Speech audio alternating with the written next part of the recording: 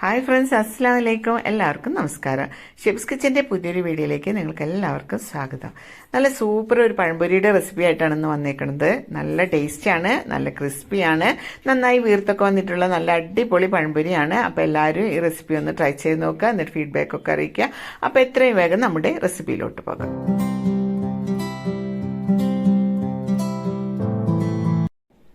ഇതുണ്ടാക്കുന്നതിന് വേണ്ടി ഇതുപോലെ വട്ടമുള്ള ഒരു ബൗളാണ് എടുത്തിട്ടുള്ളത്. നമ്മൾ പഴം നീളനെ അരിയുന്നത് കൊണ്ടാണ് ഇതുപോലെ വട്ടമുള്ള ബൗൾ എടുത്തിരിക്കുന്നത്.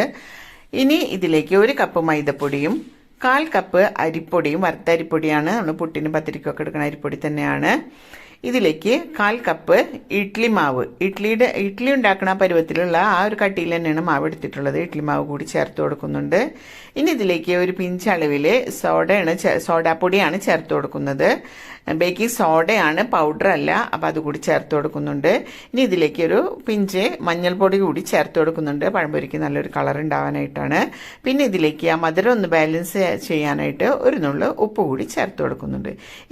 പിന്നെ ഇതിലേക്ക് 1 ടീസ്പൂൺ പഞ്ചസാര കൂടി ചേർത്ത് കൊടുക്കുന്നുണ്ട്. എന്നിട്ട് ഇതെല്ലാം കൂടി നല്ല രീതിയിലൊന്ന് മിക്സ് ചെയ്തെടുക്കുന്നുണ്ട്.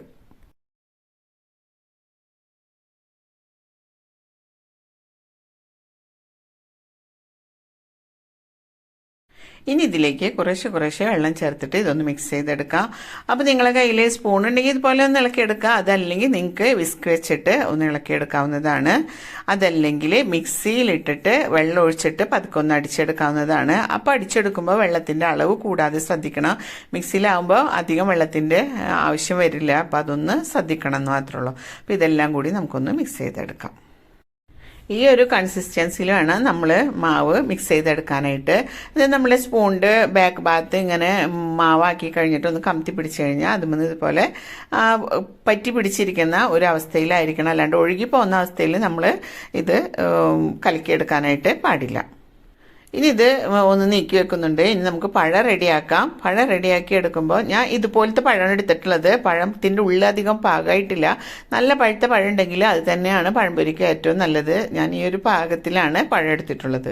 ഇനി ഇത് നീളനെ ഒന്ന് കട്ട് ചെയ്തെടുക്കുന്നുണ്ട്. ഇത് അധികം വണ്ണൊന്നുമില്ലാത്ത പഴം ആയതുകൊണ്ട് 2 ഭാഗമായിട്ട് വെച്ചാൽ ഒരു പഴം 2 പൊളിയാക്കുന്നുള്ളൂ. അതുപോലെയാണ് കട്ട് ചെയ്തെടുക്കുന്നത്. 3 പൊളി ആക്കേണ്ടവർക്ക് അങ്ങനെ ആക്കാം, കാരണം കുറച്ച് വേണ്ടവർക്ക് അങ്ങനെ ആക്കാം.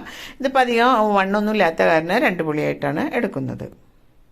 പിന്നെ ഇതിൻ്റെ തൊലി ഇങ്ങനെ കറുത്തിരിക്കുന്നത് ഞാൻ ഫ്രിഡ്ജിൽ വെച്ച പഴമായതുകൊണ്ടാണ്. അപ്പോൾ ഉള്ളധികം പഴുത്തിട്ടില്ല.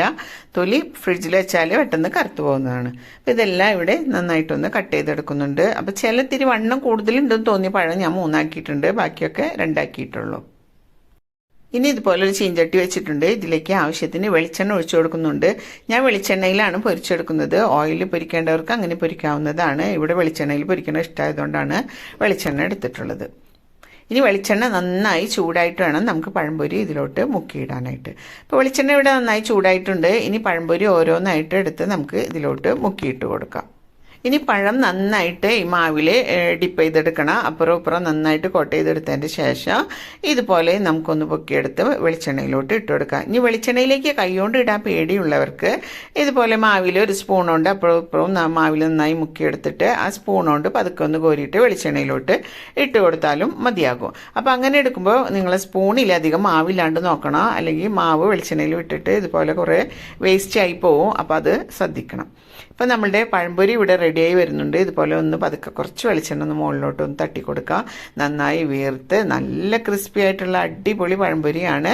അപ്പോൾ ഇതുപോലെ എല്ലാവരും ഒന്ന് ട്രൈ ചെയ്ത് നോക്കുക. അപ്പോൾ നിങ്ങൾക്ക് നിങ്ങളുടെ ചിലർക്ക് അധികം മൊരിയണത് ഇഷ്ടമുണ്ടാവില്ല. ചിലർക്ക് പെട്ടെന്ന് തന്നെ പഴംപൊരി അപ്പുറം ഇപ്പുറം മറിച്ചിട്ട് എടുക്കണതായിരിക്കും ഇഷ്ടം. അതൊക്കെ ഓരോരുത്തരുടെ ഇഷ്ടത്തിനനുസരിച്ച് ചെയ്യാവുന്നതാണ്. പിന്നെ എപ്പോഴും പഴംപൊരി നിങ്ങൾ ലാസ്റ്റ് കോരി എടുക്കുമ്പോൾ നമ്മുടെ ഫ്ലെയിം ഫുള്ളിലായിട്ട് ഇട്ട് വെക്കണം. അപ്പോൾ ഒട്ടും എണ്ണ കുടിക്കില്ല. അടിപൊളി പഴംപൊരിയാണ്, മസ്റ്റ് ട്രൈ ആണ്. അപ്പോൾ ഇന്നത്തെ റെസിപ്പി എല്ലാവർക്കും ഇഷ്ടമായെന്ന് കരുതുന്നു. ഇഷ്ടമായെങ്കിൽ ലൈക്ക് ചെയ്യാനും ഷെയർ ചെയ്യാനും സബ്സ്ക്രൈബ് ചെയ്യാനും മറക്കരുത്. തൊട്ടപ്പുറത്തുള്ള ബെല്ലൈക്കണിലെ ഓൾ എന്ന ഓപ്ഷൻ ക്ലിക്ക് ചെയ്താൽ ഞങ്ങളിടുന്ന എല്ലാ വീഡിയോസും നിങ്ങൾക്ക് നോട്ടിഫിക്കേഷനായി ലഭിക്കുന്നതാണ്. അപ്പോൾ ഇനി നല്ലൊരു റെസിപ്പിയുമായി അടുത്ത വീഡിയോയിൽ വരുന്നത് വരെ ഇൻഷാ അല്ലാഹ്. അസ്സലാമു അലൈക്കും.